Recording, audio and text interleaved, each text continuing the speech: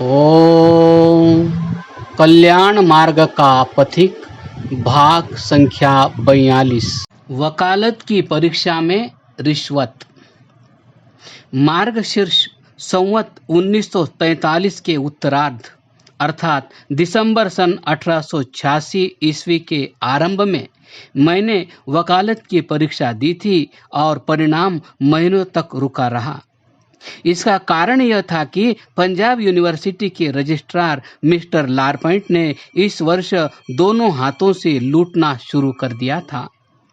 गत वर्ष तो अभी साहब बहादुर नवशिक्षित थे, इसलिए कोई इक्का दुक्का ही उनके काबू चढ़ा था। इस वर्ष वे किसी को सूखा छोड़ना नहीं चाहते थे। वकालत में पास होने के लिए 1500 रुपए प्रति याचक की खुली शर्त थी। साहब बहादुर ने दलाल व एजेंट भी रख छोड़ा था, जिसका नाम गंडा सिंह था। 200 रुपए भाई गंडा सिंह की भेंट होती ही 1300 रुपए अंग्रेज देवता की पूजा में स्वीकार हो जाता और वकालत रूपी स्वर्ग प्राप्ति की अदृश्य हुंडी उसी दम मिल जाती। मुख्तारी के प्रार्थियों से शायद 1000 रुपए, बीए तथा एमए से कुछ कम लिया जाता था। कोई एफए भी लारपेंट गर्दी के चक्कर पर चढ़ने से न बच सके। कोई तो अक्ल के ऐसे पुतले निकले कि पास होने तक ही शांत न हुए, प्रत्युत पहले दूसरे होने की ठान ली। वकालत में पहले होने वाले को 3500 रुपए दिए और दूसरे ने 2500 रुपए। यह चढ़ावा केवल उन्हीं को नहीं चढ़ाना पड़ा जो सचमुच अनुत्तीर्ण थे, बल्कि जो पास थे उनके भी घर पहुंच कर साहब के दूत ने उनकी जेबें खाली की। यह रोग यहाँ तक बढ़ा कि मेरे कुछ मित्रों ने मुझे पत्र लिखकर लाहौर बुलाया, क्योंकि गंडा सिंह मुझे ढूंढता फिरता था और कहता फिरता था कि यद्यपि मैं पास हूँ तो भी बिना 1000 रुपए दिए मुझे भी प्रमाण पत्र से वंचित रहना पड़ेगा। मैं यह दृढ़ संकल्प करके लाहौर पहुंचा कि इस अनाचार का भंडाफोड़ कर दूंगा, किंतु मेरे पहुंचने से पहले ही हिसार के प्रसिद्ध वकील लाला चूड़ामणि ने गंडा सिंह की खूब खबर लेकर सर विलियम रेटिगन, उस समय के वाइस चांसलर के यहाँ दुहाई जा मचाई। वाइस चांसलर ने उसी समय सायंकाल को परिणाम की सारी फाइल संभाल ली। लाला चूड़ामणि भाग्यशाली थे कि पहल उनकी ओर से हुई। विश्वविद्यालय सभा ने अकेले लाला चूड़ामणि को पास करके बाकी सबको फेल कर दिया और मैं भी बलवे की भीड़ में निरपराध बालक की तरह गोली का शिकार हो गया। लारपंड साहब पर फिर अभियोग चला। आंदोलन समिति के सामने विचित्र साक्ष्यां भुगती। जो महाशय नतीजा जब्त होने की खबर सुनते ही लारपंड के कोटे पर पहुंचकर उसे धमकाने लगे, उनका तो 1300 रुपया जुदी जुदी पोटले में बंधाया मिल गया। किंतु जब दिन चढ़ने पर झंडे तले के गंडासिया ने पहुंचकर घबराए हुए साहब बहादुर को तसल्ली दी, तो साहब ने अपनी दुष्टता से कमाए धन का बड़ा भाग मुकदमा लड़ने और जीवन का शेष भाग सुख से व्यतीत करने के विचार से बचा लिया।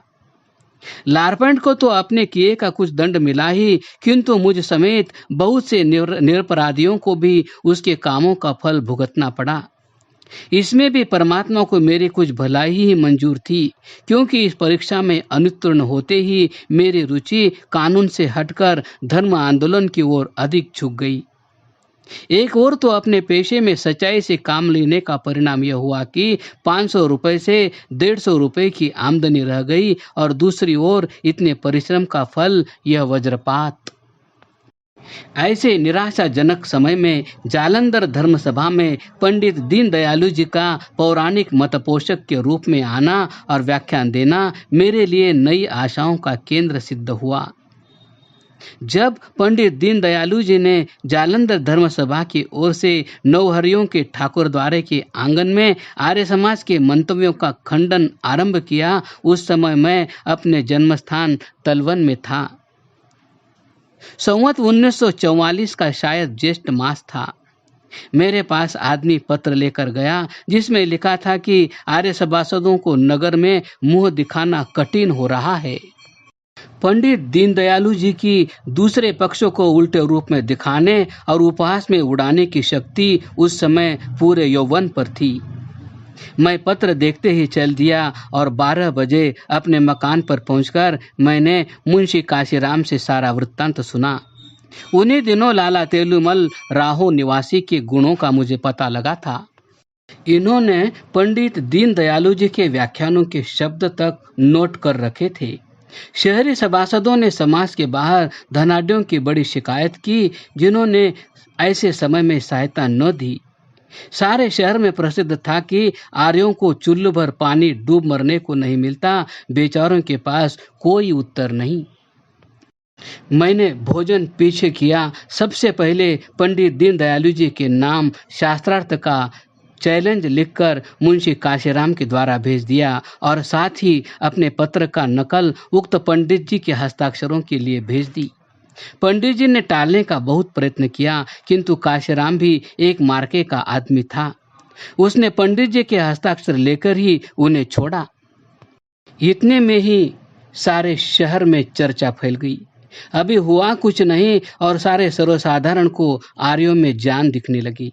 फिर 4 घंटों के अंदर ही दूसरे दिन के मेरे व्याख्यान के सैकड़ों विज्ञापन हस्तलिखित लग गए और 5:30 बजे अपने बहुत से आर्य भाइयों को, जो कई दिनों से मुंह छिपाए फिरते थे, साथ लेकर मैं व्याख्यान मंडप में जा पहुंचा।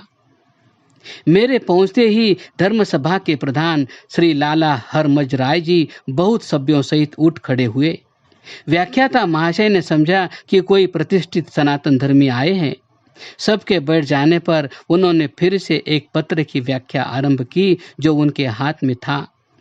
जिस पत्र की व्यवस्था वर्तमान व्याख्यान वाचस्पति श्री पंडित दीनदयालु जी कर रहे थे, वो मेरा ही भेजा हुआ था। पंडित जी ने पत्र लेखक पर एक हंसी के बौछार करके कुछ भाग छोड़कर पढ़ना चाहा, जिससे लेख की श्रृंखला टूटती और पंडित जी के पूर्व कथन का खंडन होता था। मैंने निवेदन किया कि बीच में कुछ और भी है, वो भाग भी पढ़ दिया जाए। मेरा इतना कहना था कि खलबली मच गई। लाला हरभज जी, प्रधान धर्मसभा, ने उठकर पंडित जी के कान में कुछ कहा। पंडित जी कुछ संभले और बलिहारी है उनकी योग्यता की कि मेरी 1 घंटे की उपस्थिति में उनको सिवाय वैराग्य के और कोई विषय ही न सूझा। पंडित जी के व्याख्यान की समाप्ति पर एक आर्य सभासद ने ऊंचे स्वर से कह दिया कि दूसरे दिन से पंडित दीनदयालु जी के व्याख्यानों का उत्तर आर्य समाज मंदिर में दिया जाएगा। जिस प्रकार हमारे प्रधान यहाँ आए हैं, उसी प्रकार उन्हें भी पधार कर सुनना चाहिए। जोशीले सनातनियों ने शोर मचा दिया, हमारी सभा में क्यों बोलते हो, अपने यहाँ बोलो, इत्यादि। इस पर उत्तर मिला, हमें सूचना दी है, सुनने का हौसला न हो तो मत आना। सर्वसाधारण खिलखिलाकर हंस पड़े और सभा विसर्जन हुई। सारे नगर में ढोल पिट गया। ये आर्य बड़े जबरदस्त है, दूसरे के घर पहुंचकर खबर ले डालते हैं। भला कोई पूछे कि पहले क्या हुआ था और अब क्या हो गया। किंतु दुनिया भेड़िया धसान है, जिधर एक भेड़ चल पड़े उसी के पीछे शेष भेड़ें भी चल पड़ती है, और सच्चाई को कोई पूछता नहीं जब तक उसके फैलाने का प्रयत्न न किया जाए। दूसरे दिन आर्य समाज मंदिर में सहस्रों की उपस्थिति थी। कुछ नगर के सभ्य पंडित दीनदयालु जी को लाने गए, किंतु डेरे पर जाकर उन्हें पता लगा कि पंडित जी छावनी चले गए हैं। मैंने उस दिन का व्याख्यान समाप्त करके कह दिया कि यदि पंडित जी दूसरे दिन आए तो उनके साथ धार्मिक विषयों पर विचार होगा, नहीं तो एक अनोखा व्याख्यान होगा। पंडित जी की ओर से तो कोरा जवाब आया, परंतु आर्य समाज की ओर से विज्ञापन लग गए, जिनमें व्याख्यान का विषय रखा गया, चाऊ चाऊ का मुरब्बा। इस विचित्र शीर्षक को देखकर सर्वसाधारण ऐसे उत्सुक हुए कि समाज मंदिर की छत और दीवारें तक मनुष्यों से भर गई। पंडित जी के व्याख्यान क्रमबद्ध किसी विषय पर नहीं हुए थे, इसलिए उनका नाम यही रखकर उनके उत्तर दिए गए। उस समय पंडित दीनदयालु जी बिना कोई भेंट लिए और बिना व्याख्यान दिए ही विदा हो गए। आर्य समाज भी कुछ घाटे में न रहा, क्योंकि उसे इस समय 30 के लगभग नए सभासद मिले, किंतु सबसे बढ़कर लाभ मुझे हुआ। चाऊ चाऊ के मुरब्बे का मजा सर्वसाधारण को चखाने के दूसरे दिन ही एक सरदार मुझे एक बड़े मुकदमे में 1000 रुपये फीस पर नियत करके 500 रुपये नगद दे गए। मुझे आश्चर्य हुआ कि दूसरी ओर जालंधर के सबसे बड़े 2 वकीलों के होते हुए इस भोले सरदार ने मुझ मुख्तार की क्यों शरण ली, किंतु ये आश्चर्य मेरे मुंशी के ठीक कहानी सुनाने पर दूसरे आश्चर्य में परिवर्तित हो गया। सरदार साहब वकील की देखभाल करना चाहते थे। कचहरी में जाकर सब वकीलों की वक्तृताएं सुनी।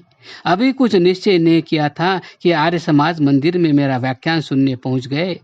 मेरी वक्तृता पर वह लट्टू हो गए और दूसरे दिन ही मुझे जा संभाला। कानून और मत संबंधी विचार का कुछ संबंध न था और सर्वसाधारण को रिझाने वाले न्यायालयों में सदा कृतकार्य भी नहीं हुआ करते, किंतु सरदार साहब बाल की खाल उतारने वाले दार्शनिक न थे। संसार के इतिहास की तह में भी विचित्र घटनाएं काम करती है। यदि सारे इतिहास की तह को देखने वाला कोई त्रिकालज्ञ मिल जावे तो शायद वर्तमान समय के सारे ऐतिहासिक भंडार को जलाकर संसार के सब छापेखानों को दिन रात चला एक नया ऐतिहासिक पुस्तकालय ही स्थापन करना पड़े। आमदनी बढ़ने का पुनः आरंभ होते ही पंडित गुरुदत्त के सत्संग का प्रभाव फिर दूर होने लगा। हाँ, सामाजिक संशोधन की ओर ध्यान अधिक खींचा। मेरी धर्मपत्नी कुछ थोड़ा लिख पढ़ सकती थी। उनको पढ़ाने तथा पर्दे आदि की कुरीतियों से निकालने का प्रयत्न मैंने आरंभ कर दिया। इस समय मेरी बड़ी पुत्री वेद कुमारी की आयु 7 वर्ष की और उससे छोटी अमृत कला की, जिसका नाम उस समय हेमंत कुमारी था, अनुमान 4 वर्ष की थी। क्रमशः